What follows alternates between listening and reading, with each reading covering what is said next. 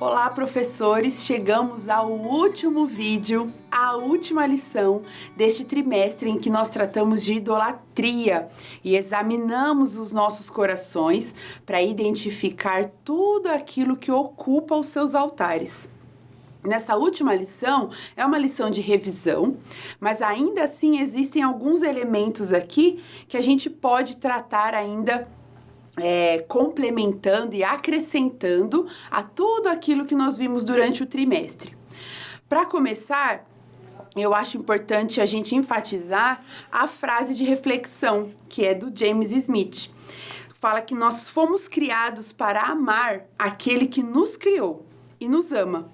Encontraremos descanso quando nossos amores forem corretamente orientados para esse fim supremo. Acho que resume bem, né? Tudo que nós vimos durante o trimestre.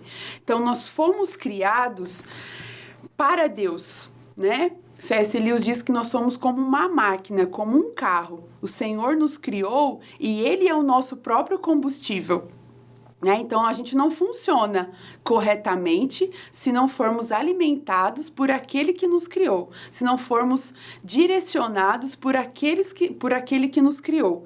Então, essa frase vem falar isso, que nós fomos criados para amar aquele que nos criou. Então, enquanto a gente abre mão disso e se desvia disso, o nosso coração nunca encontra descanso. Então, nós precisamos orientar os nossos amores para esse fim supremo, que nada mais é que o nosso Deus, ok? Então, aí no primeiro tópico, nós vamos retomar como a idolatria acontece. Então, a gente vai entender, precisamos retomar o que é a idolatria, enfatizar que está longe de ser algo relacionado apenas a estátuas e esculturas. Na verdade, acontece no nosso coração. E identificar também esses altares, ou seja, os nossos desejos, esse exame dos nossos desejos, ele deve ser constante na nossa vida, não deve parar aqui na última lição desse trimestre. Examinar os nossos corações tem que ser um exame, tem que ser um exercício constante na vida do cristão, né? É um versículo, inclusive, que a gente lê todo culto de Santa Ceia. Examine-se, pois, o homem a si mesmo. Examine-se, pois, o homem a si mesmo. Então, esse exame do nosso coração tem que ser uma constante na vida de todos nós que seguimos ao Senhor Jesus, ok? E aí a gente precisa também entender tudo aquilo que nós estamos dedicando aos ídolos. Então, tem algumas frases aí que eu citei do Iago Martins, do próprio James Smith, então, que não foram citadas em outras lições, que vão complementar aquilo que a gente já viu. Então, retomem isso com os jovens, como que a idolatria acontece, né? Acontece no nosso coração, parte dos nossos desejos e se concretiza naquilo que nós ofertamos aos ídolos. Depois nós vamos falar dos falsos deuses. Então, os falsos deuses podem ser, inclusive, as melhores coisas da vida. É muito importante essa frase, né? O Timothy Keller comenta isso. Porque às vezes parece que os ídolos e o próprio inimigo é sempre algo ruim, algo feio, né? Algo explícito. E, na verdade, não. O inimigo muitas vezes se vale de coisas boas, inclusive coisas boas que o próprio Deus nos dá, para nos fazer pecar, nos fazer tropeçar. Então, a gente precisa ter em mente que nem sempre o pecado vem de forma feia. Na maioria das vezes, ele vem bonito, prazeroso.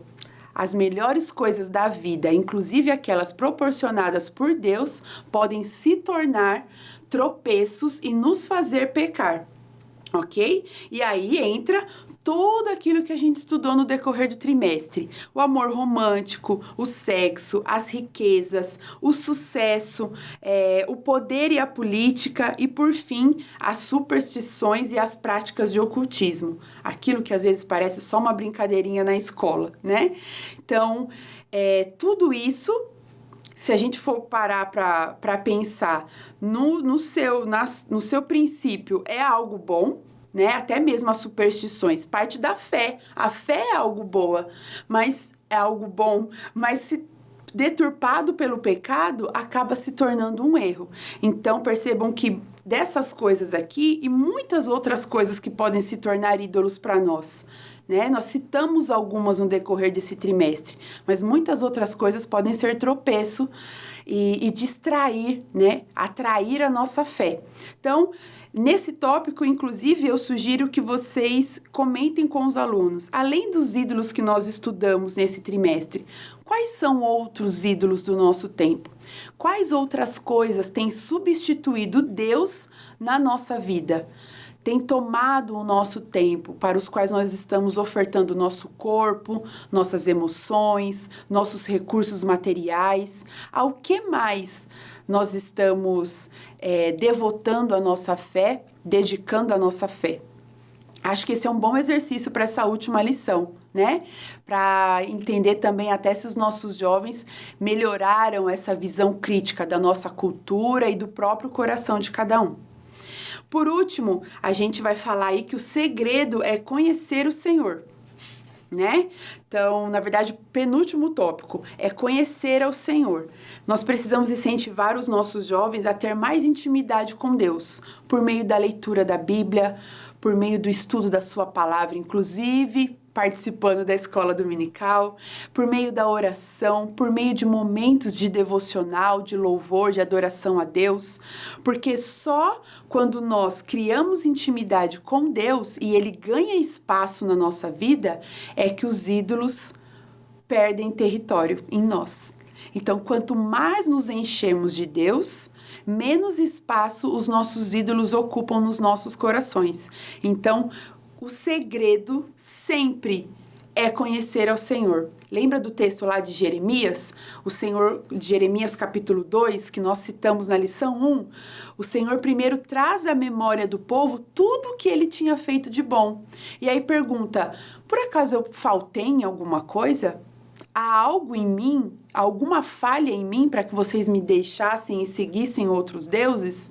Ou seja, aí o Senhor está trazendo à memória do povo tudo aquilo de bom que ele tinha feito. Porque depois, lá no versículo 13, se não me engano, ele vai falar, vocês cavaram cisternas rachadas para vocês.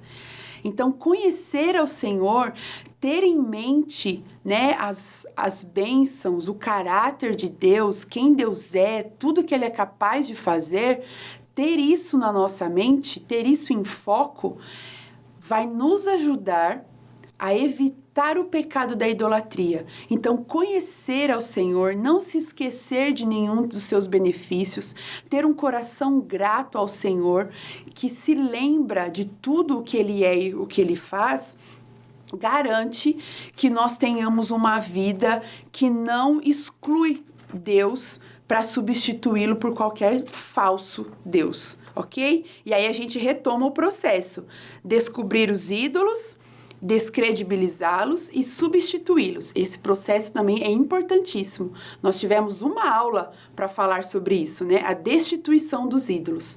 É um processo mesmo, é um passo a passo, é uma metodologia. Nós precisamos identificar, precisamos descobrir os ídolos, fazer o autoexame do nosso coração e reconhecer tudo aquilo que tem ocupado o lugar do Senhor na nossa vida. Depois, nós precisamos descredibilizar, ou seja, olhar para esses ídolos e identificar as falsas promessas, né? Tudo aquilo que nós achávamos que conquistaríamos com eles e não conquistamos, né? Tudo aquilo que parecia que ia ser para sempre, que ia ser bom, e na verdade foi momentâneo, foi ruim, nos fez mal. Precisamos descredibilizar os ídolos. Enxergar o quanto eles, na verdade, são fúteis, inúteis. E, por fim, substituí-los, ou seja, colocar Deus no seu devido lugar, que é o lugar de prioridade, o lugar de Deus, de Senhor, sobre as nossas vidas, ok? Então, nós não podemos apenas tirar os ídolos, nós temos que substituí-los. E aí sim, por fim, no último tópico, a gente vai tratar aí do texto de Salmo, né, que é citado na leitura bíblica e também no texto-chave, Salmo 138:1. A gente vai falar que o nosso Deus é o maior. O nosso Deus é o mais temível de todos os deuses. E aqui tem uma convocação também para que os nossos jovens tornem esse Deus conhecido. Todos os outros ídolos são muito pregados, são muito divulgados. Nós precisamos tornar o verdadeiro Deus também conhecido. Nós precisamos divulgar, compartilhar o verdadeiro Deus. Certo?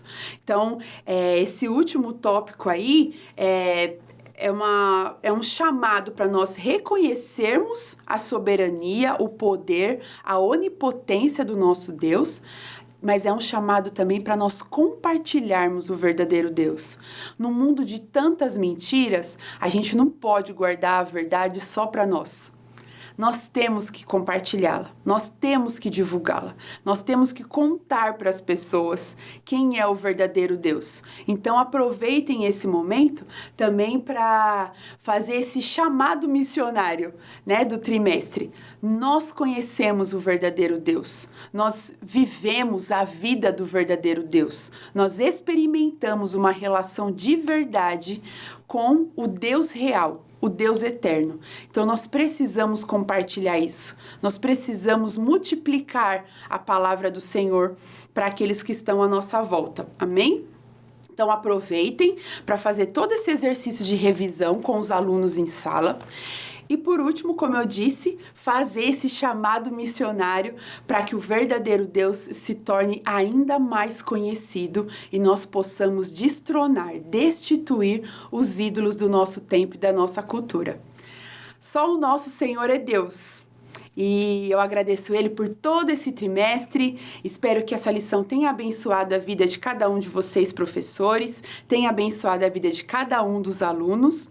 Esses materiais, os vídeos, todos os materiais compartilhados lá no grupo, espero que tenha abençoado a vida de vocês, que tenha instigado, tenha incentivado cada um dos alunos a buscar mais o Senhor, porque só a palavra de Deus pode produzir em nós a transformação que nós tanto precisamos nesse tempo de tantas mentiras, de tanto engano acontecendo ao nosso redor, ok? Fiquem todos com Deus e quem sabe a gente se vê no próximo trimestre. A paz do Senhor a todos, que Deus os abençoe.